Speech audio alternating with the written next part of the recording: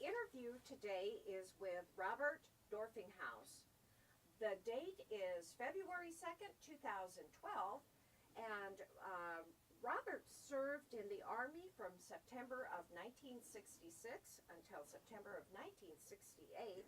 He was with the medical surgical unit and evacuation unit, served in Vietnam, and I believe you were a medic, is that correct? That's correct. Okay. And I was an RN. RN, okay. Yeah. Okay. And you were a first lieutenant. That was your rank at the Yeah. time of discharge. Okay. Yeah. Okay. Robert, we're going to have you start by stating and spelling your full name. My name is Robert Dorpinghaus, and they call me Bob. And they, my first name or my last name is Dorpinghaus. Okay. And Robert. And can you tell me where and when you were born? I was born in Heron Lake, Minnesota, and I was 1943, August 28th. Okay. Heron Lake, Minnesota. Mm-hmm. Where is that? That's in southwestern Minnesota, and that's 20 miles from my hometown, which is Fulda, Minnesota, Fulda, and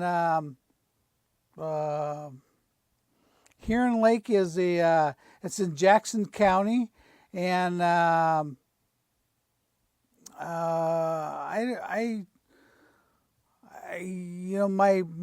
mother was born there, and she was born on a farm, but I was born in a hospital, and that was at Heron Lake, and So what did your family do at Fulda, Minnesota? they were farmers. Okay. And my dad was a farmer. He started out, and when I was born in Heron Lake, Minnesota, and then I went to, he worked for the poultry company, and then he started out as a collecting cream and milk and chickens. And he moved to a little town called Lime Creek, and that's only about, I would say 30 people, 30 to 50 people. Wow. So it was pretty small. Small community. Yeah. And then he went back to the farm, and I was raised up there. I was born in 1948. In 1949, he moved back to the farm, and I was raised there until 1961. Okay. And tell me about your childhood, Bob. What was that like? Do you have brothers or sisters or? I have one brother that died, and he was younger brother. And he was about 2 years younger than me, and he died when he was about 3 months old from spinal meningitis. Okay. And then there was a sister who was born in 1950, and she was raised with me. Okay. Okay. So you and your sister basically growing up out on the farm. Are out on the farm, and we did chores, and my dad only farmed 160 acres, and they made a nice living at that time. And we weren't rich, but we weren't poor. I would just say we're middle class, and but maybe on the poor side. But I never knew that. Yeah. Okay. So what was life like growing up on the farm then? What do you remember about that? What can you tell us about that? Well, I can remember that I had a beef farmall, and I was pretty good at driving that thing. And I used to deliver water to the cattle, and I used to go down in the ditch, and I would go wide open, and we watered the cattle, and some of the things that we did. I never was in sports because my dad expected me to be at home, but to do chores and stuff like that, and plowing in the fall, and there's stuff like that, and I never got to do any of the sports that I would like to have done. But I was in 4-H and FFA and stuff like that. Okay, so you had some recreation. Oh yeah, yeah. Did your family, growing up on farms, it's a lot of work. It's a lot of hard work, and oftentimes families don't get a chance to take vacations.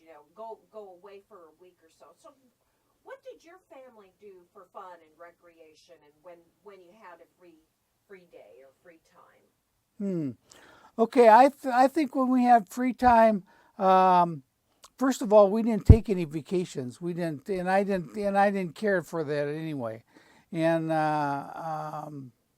we went fishing. My mother and I, and my dad, we took us fishing, and I can remember going down to a river or a creek, and we go with a cane pole, and we pulled bullheads out, and I learned to like to fish, and I learned to clean the fish that way too. That's part of it. If you catch them, you got to clean them. Yeah, that's right. That's right. Tell me about school. Where did you go to school, and what do you remember about school? Okay, I went to grade school at St. Gabriel's Catholic Church and or Catholic grade school at Fulton, Minnesota, and then I went to high school, and that was a public high school, and I spent 4 years there, and then I graduated, and then I went to Rochester, Minnesota, and I became a orderly and an orderly on the floor, and I took care of neuro patients, and then that was for 1 year, and then for my second year, I went and I became a orderly in surgery. Okay, and then I got interested in Vietnam, or not in Vietnam, but becoming a nurse, and furthering my education because I knew I couldn't make a living the other way. And I went home to my dad, and my dad said, well, you could be a farmer, or you could buy, or he said, for the same cost of probably cost to buy a tractor, you could buy an education. And I went and I got an education. And I went and I spent 3 years in nurses training at first year of that nurses training was at Aberdeen, South Dakota. And then I went to Sioux Falls, South Dakota for 2 more years. And I came in and I got out, and I was a 3-year graduate in nursing. And Well,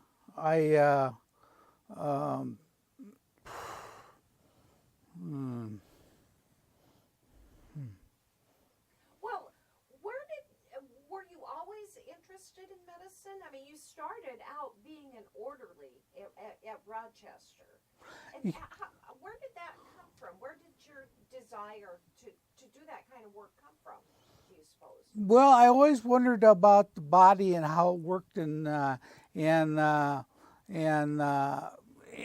that always was there. That was always there, and I always wondered what happened to my body, or what happened to other people's body. And I heard about all these people that had their gallbladder out and their colon and surgery and stuff like that. And so I got interested in that. And then I graduated from nurses training in Sioux Falls, and then I wanted to go on to anesthesia school but but the problem is that the Army, they came to me and they said, that was in the latter part of 61 or 63, 63. I think it was, yeah. And they came to me and they said, well, we'll send you to school and we'll pay for your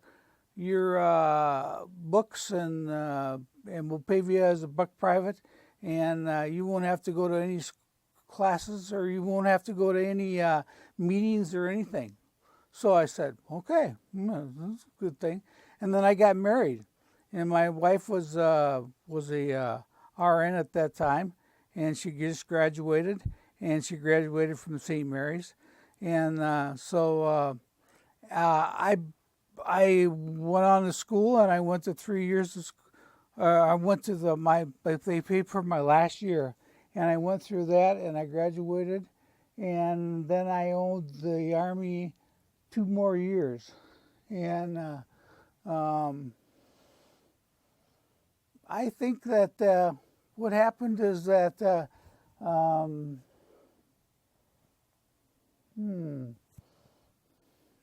I gotta recall this. This is taking some time.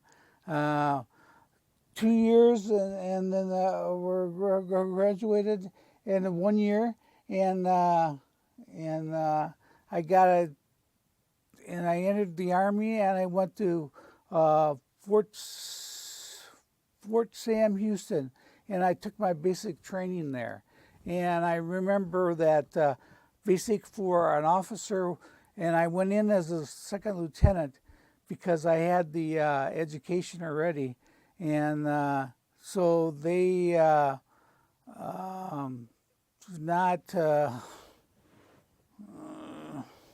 they did not require anything that we had to carry any packs or anything through the basic training, and we got to go through the we went through the where they shoot at you and stuff like that. Yeah.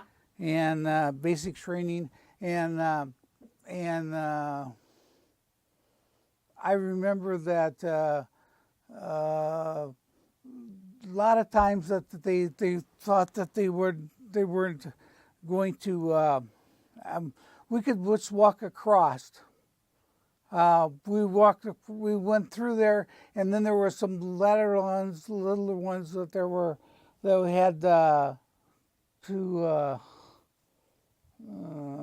I don't know what to say. So you went to basic training at Fort Sam Houston, and since you were going to be an officer, you didn't have the combat training like the regular Army guy would have, right? That's correct. So did after your basic training, after 6-8 weeks of basic training, did you then go to advanced training?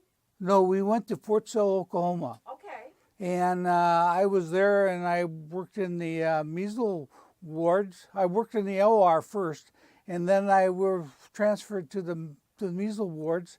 And they had an epidemic of measles at that time among the troops. And they had about, I would say there was about 300 at one time that were coming in and going out. How do you treat measles? So you mainly don't treat them at all. You just give them water and medicine, and that's about it. Yeah, you just give them a little care. Just make sure they don't get dehydrated and keep their temperature down with aspirin, or. Yep. Yeah, Yep. That's. Yeah, it's the same thing that your mother would do. Yeah, exactly. So we treated the measles, and we had about 100 people coming in and 100 people going out, and this was a lot different than I was trained with, because all of a sudden the people on the floor, we could smoke all the time when the nurses station and stuff like that, and another thing is that that the patients would clean themselves up and would mop the floor and stuff like that, and we didn't have to do any of that stuff. So it was pretty. That was a lot easier than what you had in a public hospital. Yeah, that was a lot easier. Yeah. And then I got orders for Vietnam, and my wife was pregnant with her second child then, and boy, I remember that she flew home. That the doctor said, well, she couldn't drive with me, but she could fly home. And I got home about 3 hours later than she did, and I drove 16 hours. So, and I was young, and and that was not a problem. But the thing about driving is that she had a lot of problems with that, because she got on the airplane, and then the airplane had mechanical problems, and then they had to land, and then they had to take off, and then they had to land, and so there was, and I got home about 3 hours later than she did, and so she would have been just as well off to have ridden with you. Yeah, she would have. So you get orders for Vietnam. What goes through your head? Here you are, a father, about to have another child. What, you get orders to Vietnam? What? Well, first of all, I tried to get delayed coming to Vietnam, and I went to my head nurse, and she said, well, there's no way we can do that. She went to the chief nurse, and so they need you over there, and there's no way. So anyway, I applied for anesthesia school at the Mayo Clinic because she went back to Rochester, Minnesota. That's where her folks lived, and that's where she was going to have a child. And I was sure that she would be all right because she had brothers and sisters there, and I could relax. You could relax, and so tell me about the trip over to Vietnam. How did you get over there? What do you remember about that?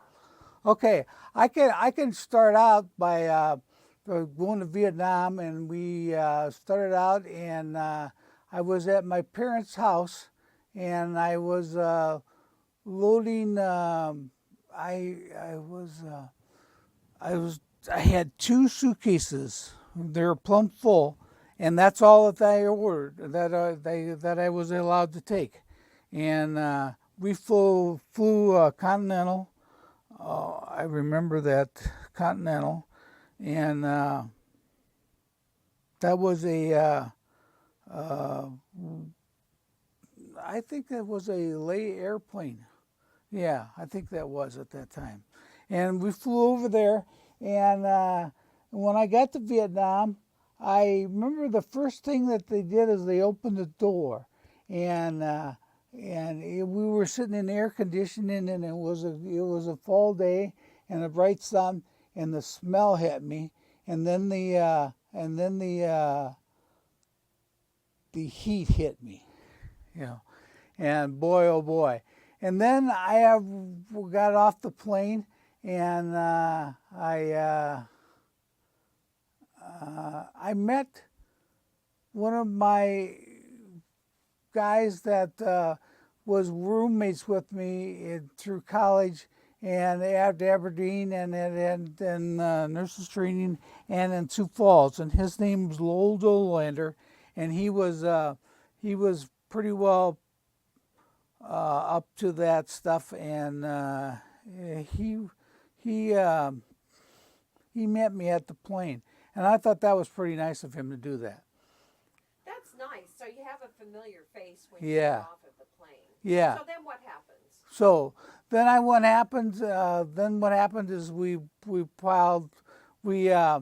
we got off of the plane, and then we went through the orientation, and I think that I was assigned to Hu Chi, 12th Evac, and we flew out there. And when we were flying out there, I remember some of and the first time I had seen an M16, I had heard about them, but I had never got anything because basically they never gave us anything. And we flew out there, and they had gunners on there, and they had helicopters, and these are all dressed up in army outfits, and I don't know everything. And anyway, they landed there, and then we were put to work. And then we went and we seen we worked at the 12th Evac until I was,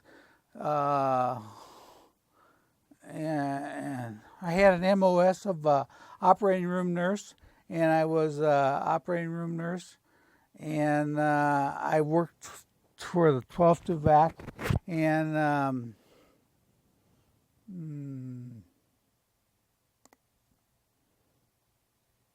So tell me about working as a nurse in Vietnam. What happens when you get there? You said they put you to work. What do you do? Tell me about your job. Okay. My job was to take patients in and to take them to the OR. I was an OR specialist, and take them back to recovery room. And in between all the other things they did is that you use operating room nurses. You would make sure that everything went well in that room, and so what happened is that they had Quonsets. They had 2 Quonsets, and the operating rooms were in one Quonset hut, and they were 5 of them in a row, and all it took them. They weren't in different rooms. They were in one open space, except they had one paneling to them. And I remember that we would work about 5 hours or 4 hours on one person, and then we would work, and then they would clean up, and then they would be probably they'd have a doctor on each limb, and they had and each that was their 2 legs and their arms and their abdomen and their belly, but they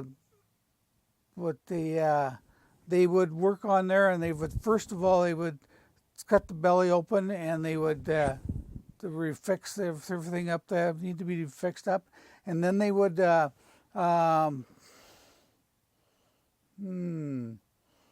fix the bones in that in the limbs and the feet, and then the eye surgeons would come in. And so then it'd be 6-8 hours sometimes that you could spend on some of those people that were reading. And they only had 2 types of blood. They had positive and negative blood. They didn't go at AB or AB or O. They only gave 2 types of blood, the positive and negative. And you could tell that right away on their dog tags, because you could look at them and you could see what they were, and yeah. Doesn't that affect them negatively to give them, if you don't give them the correct blood type? I mean, if I'm A positive, so if I get just O positive, does that? No. Okay. No, the O would not affect you at all, but the AB, if you gave AB to or A positive to somebody that was just diagnosed as a O positive, that would affect them. Okay. So. How does that affect them, Bob? What happens if you get the wrong blood? I never see that happen, but I would think that they would go into a reaction of some kind, Okay. and then they would go convulsions and that type of thing. Just kind of a sideline, but anyway, back to Vietnam. So you're dealing with patients. You know, when you say medevac, evac hospitals, I think of the show MASH. Yeah. Okay. And where they're doing the surgery one after another. Is that the way it was for you, or what was it like for you? Yeah, that was the way it was for us, and it was depends if they were in firefights, if the troops were in a firefight or not, and if they were not in a firefight, the second hospital I was transferred after the first of the year, and the first of the year I went through Bob Hope, it was there, and Rocco Welch was there, and Martha Ray was there, and some other entertainers were there, and they walked through the hospitals too, and they saw people that were injured and stuff like that, and that was at the 12th Evac. Actually, the 22nd Surge, I was at, and that was up by the DNA or the DMZ, yeah. Uh-huh. And that was up there, and that was at Fubai, and that was kind of an interesting trip because we flew up, we were hauled out, and this Joe Giacchi was a guy from New York, and he was a male nurse, and he was and he worked beside me, and we worked.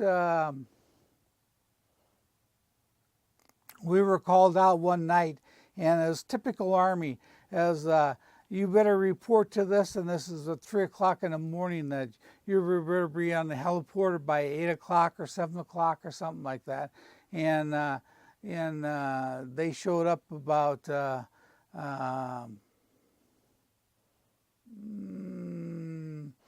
I think it was 4 o'clock in the afternoon, and we hadn't left yet. So we had, in the meantime, we had gotten rid of all our stuff and stuff like that. And then we had orders, but, you know, we didn't know where we were going, and we were going, and they picked us up there, and they flew us down to Saigon, and they left us out in the middle of a airport, and it was a little airport, and they just left us there. And there was no truck or nothing there. And I said, why? I said to Joe, I said, we got to do something. We can't, it's going to get dark pretty soon. And so we started walking, and we walked, we had right or left, and I took the left, and I didn't know what. And all of a sudden the truck come along and said, are you so-and-so? And then he said, yeah. And he said, oh, well, we were assigned to pick you up, and we were to get you back to Saigon. So, and then we were sat, and then we were going to move out that night, and then 2 weeks later we moved out, and we got on the LSDs, and they were landing ship transports, and they took us to Da Nang. And we spent 2 months out on the South China Sea, and first of all, they had given us M16s, and they had given us flak jackets, and they had given us things like, and I had heard about them, but I had never realized what they were all for. And then they said, well, you're going up to the DMZ, and so we landed at Da Nang, and then we were supposed to move out that night, and then they said, well, we'll stay overnight at the I think it was a Marine base or something like that. And anyway, I can remember us that it was hard to walk in that sand. It was like walking in snow, and it was really tough. And we had and they said that we should build up some Like bunkers? bunkers, yeah, bunkers is what it was.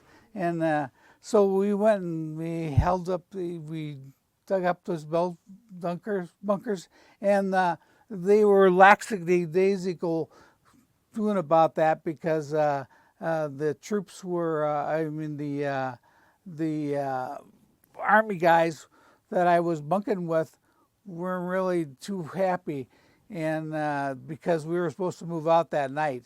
And did you finally get up to the DMZ then, or no, never did? no. Okay. No, but we were at Da Nang, and that was just about up there. That was about 30 miles from there, 40 miles from there. And So what did you do at the surgical unit, at the 22nd Surge unit? Were you a surgical nurse, or what did you? yeah, I was a surgical nurse for the first month or so, and then after that I became a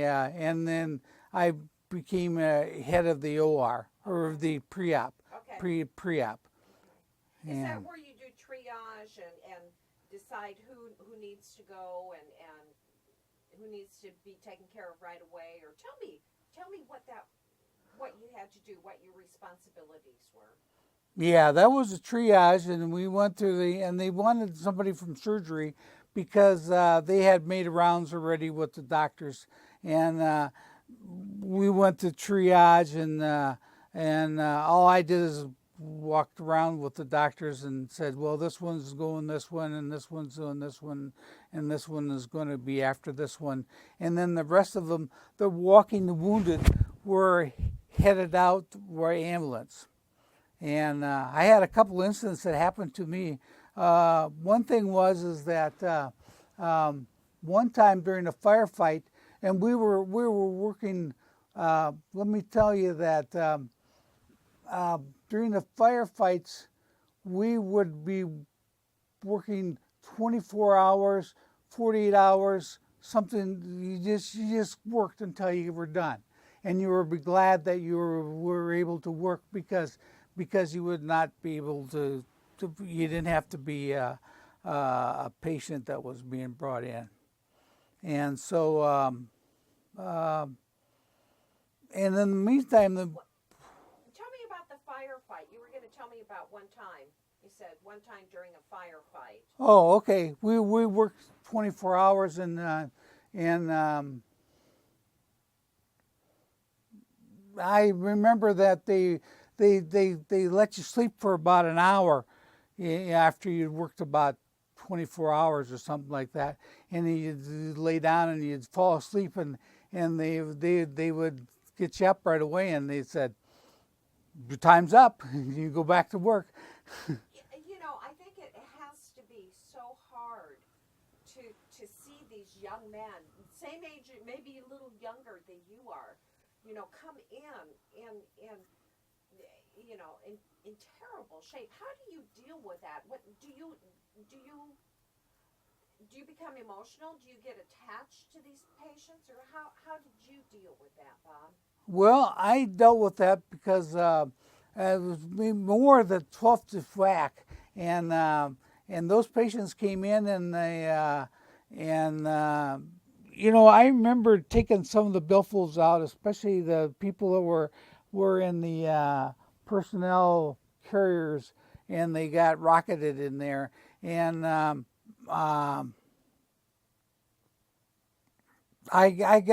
remember taking the jeans off of one of these people, and then we cut them off. We didn't take them off. We just cut them off, and they were just army uniforms, is what they were, and they would just cut them off, and we put tourniquets on if they didn't have them on, and I remember that the horse of the one guy that we were taking care of, we had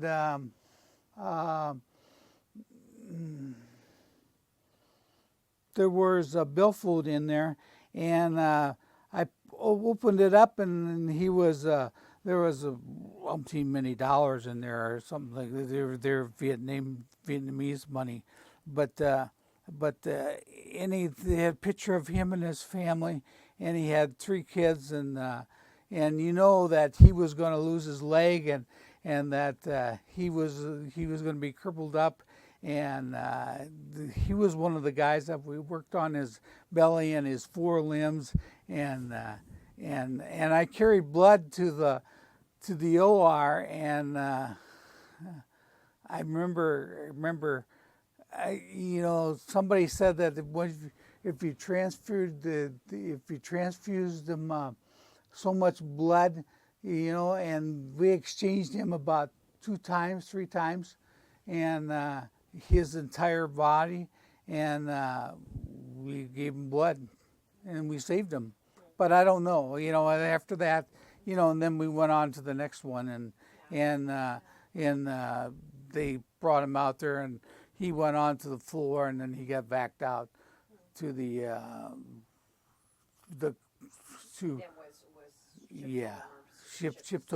shipped home or Germany or someplace. Yeah.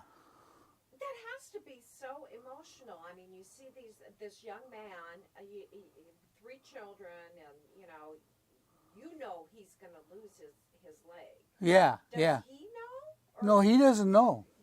Does he ask you? Can he communicate with you? No, he's unconscious. Okay. Yeah. Most of these people were unconscious, or they were just being glad they were alive. Yeah. You know. Yeah. So in there are 3 stages that you go through once you get that. Tell me about that. 3 stages. Oh, the first stage is that they're happy that they're alive, and that they don't know what else that they were going to have to go through surgical procedures, and then the second stage is that the family sees them, and they're happy they're alive, and they're three, and then the third stage is that the family doesn't come to see him anymore, and I don't know what goes on there, but that's back in the States. You deal over there. You deal with the first stage primarily. Yeah, primary. Happy they're alive. Yeah. What about your life? How do you spend free time if you have free time? Do you have buddies that you hang out with? Do you play cards? Do you what? You're a lieutenant. Do you have an officers club? Or a makeshift little bar like they had in Matt? What is your life like? Your free time? Okay, our free time was when we weren't working. We were playing basketball, or we were playing volleyball, or something like that. And I remember that one time that I had played volleyball, that I was getting hot and sweaty, and I just lost it, and it took about an hour before I came back around, and I was playing volleyball, and I don't know what it was. When you say you just lost it, were you emotional, or were you angry, or did you pass out, or what? I was emotional, and I couldn't play. I couldn't play very well, and so I didn't pass out, and I didn't.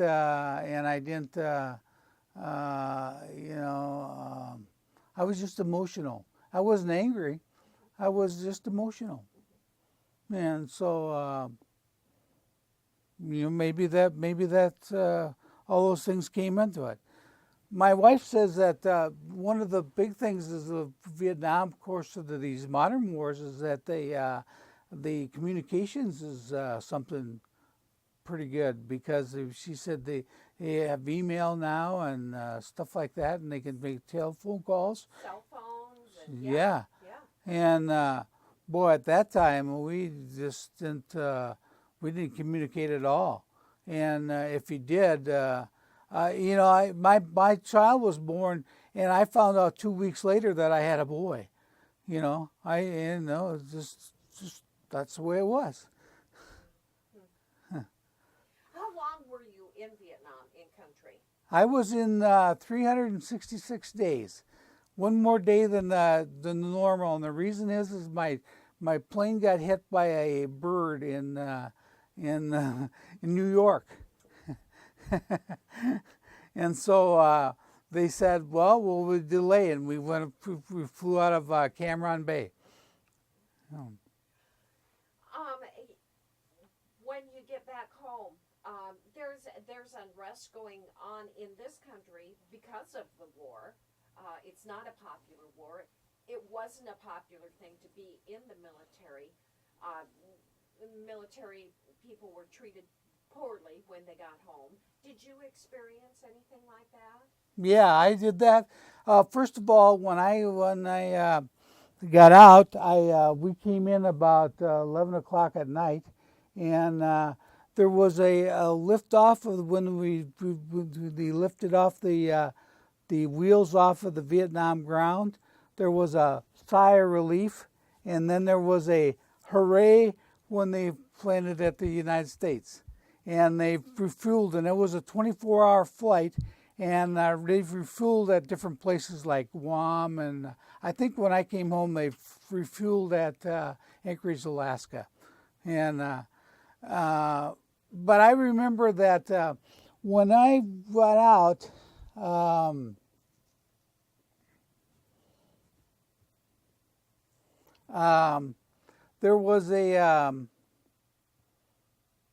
we had a flight home. And the nurses, the stewardess were very nice to us, and they put me on there because the plane was, this is before they had regulations and stuff like that, and they put us on the plane, and they gave us first class seats and stuff like that, but I remember when we came in the airport, I just sat in the back in the plane and in the airport, mainly in the airport, because they were colored. The women were all colored. We haven't seen women for a long time, and they were a lot colored, and they were they had the gray hair, and they had white hair, and they had I don't know, dark hair and blonde hair, and I don't know. So were there any protesters protesting the war? Were there any hippies or flower children around that were throwing rocks at you or calling you, baby killers or anything like that? No, I don't think there were that. I just know that when we got into the Vietnam, or when we got back from Vietnam, and I flew home to Minneapolis, Minnesota, and I got off the plane there, and my wife and her parents were there to meet me, and I remember that I can remember the colors. And everything else in Vietnam was drab, and you could look at a uniform and you could tell something. You could tell something about that guy. If he'd been in a long time by the way that his uniform has looked, and if it was all faded and stuff like that, he'd been in a long time. And if it wasn't, it was good. And you could tell by the stars and stripes and stuff like that he had on the sleeve. How long he had been in, and what unit he had made for, and stuff like that. And you didn't know anything about these people. Even the guys are running around. I just felt out of place. I was going to say, did you feel foreign? Did you feel out of place? But yeah. Isn't that interesting? Yeah, I felt foreign. Yeah. Isn't that interesting? I've never heard it described that way. What what a beautiful description of coming home. Um, when you get home, do you have trouble then adjusting to civilian life or being back in the States? Yeah, it took me about 2 weeks and 3 weeks, and but it did take adjusting. It was my kids. The first thing was my kids. I had two of them instead of one, and all of a sudden they said, "This is your daddy," and boy, they didn't know anything about it. They were just 1 and 2 year olds, and they didn't know anything about that, and so it took me a while to adjust in that.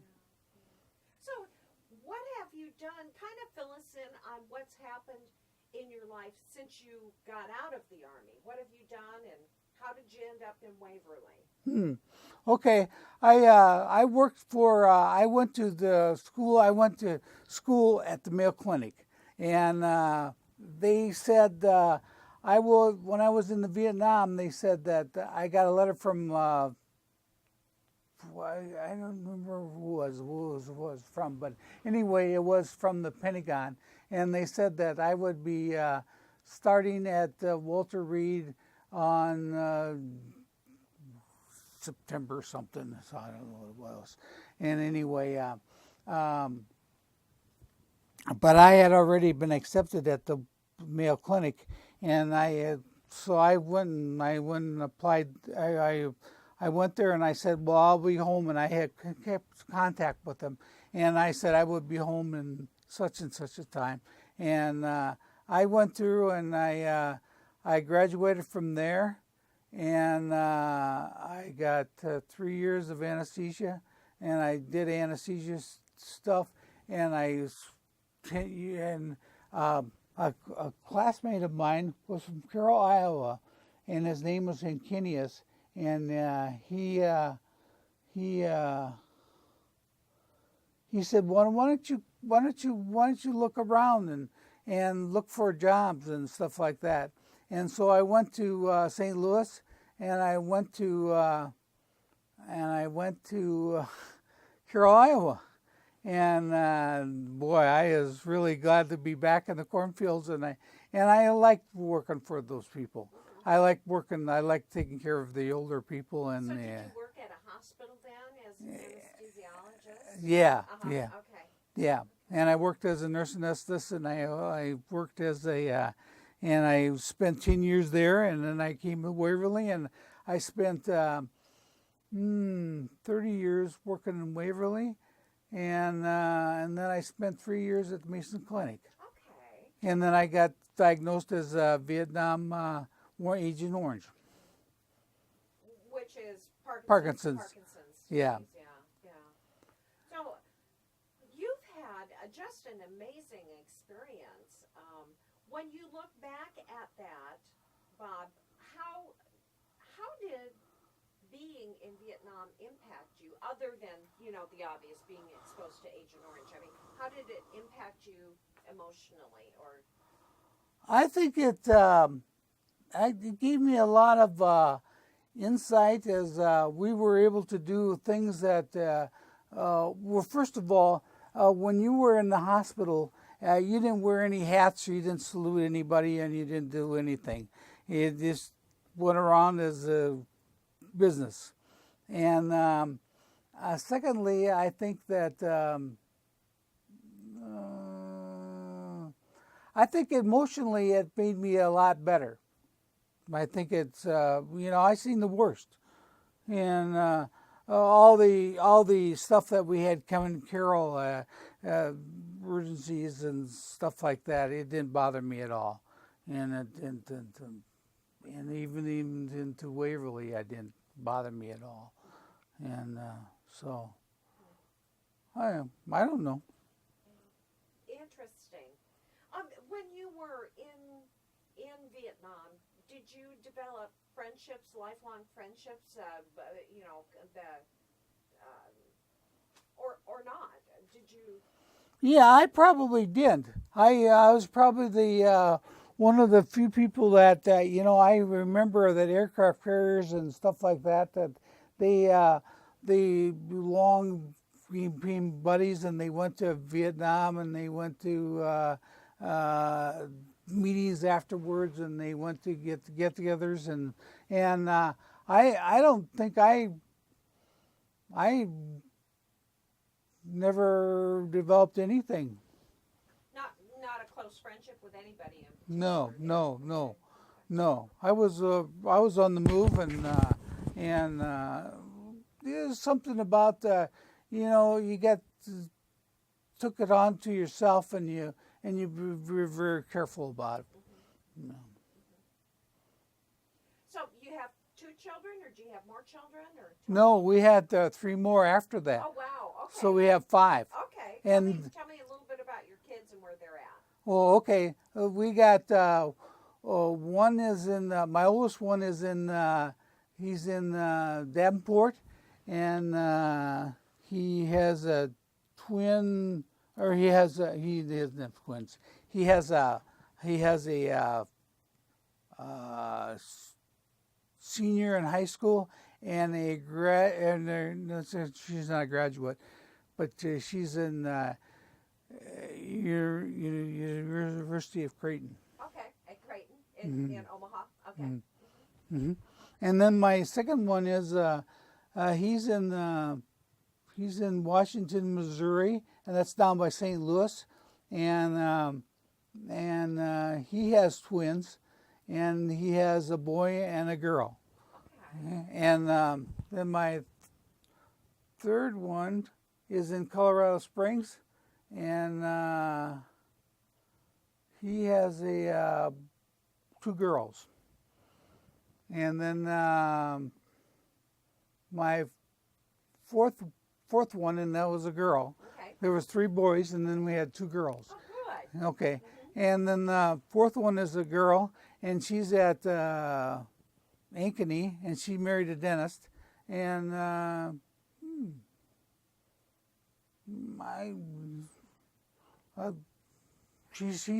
she has 1 child. Okay. Okay. And then I have a smaller one, about 10 years younger. About 10 years later, she came along, and we have and she's in North Carolina right now. Oh, delightful surprise. Yeah. Yep. Good. Well, Bob, this has been a pleasure. You did a great job. Thank you for sharing your story with us. Oh, okay. Is there anything else you'd like to add or tell us about your military experience or any other comments? No. Okay. No. Well, thank you so much.